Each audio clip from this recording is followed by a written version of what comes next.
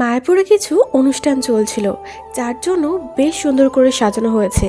তো বাপ্পি দাদার সাথে দেখা করেই প্রথমেই চলে গেলাম মন্দিরে, কারণ আরতি অলরেডি শুরু হয়ে গিয়েছে। আর তোমরা আমাকে দেখে বুঝতেই পারছো যে গোপালকে দেখে আমি কতটা খুশি হয়েছি। আর এই পুচকোটাকে দেখো কতটা মিষ্টি, ওকেই পুরো ছোট্ট রাধা লাগছিল।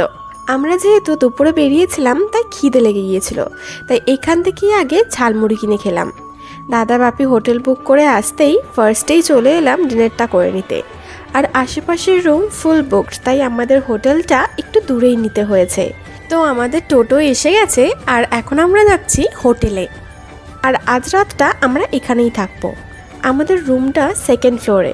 তো চলো দেখা যাক কেমন। এটা আমাদের রুম, বেশ বড় আর পরিষ্কার পরিচ্ছন্ন।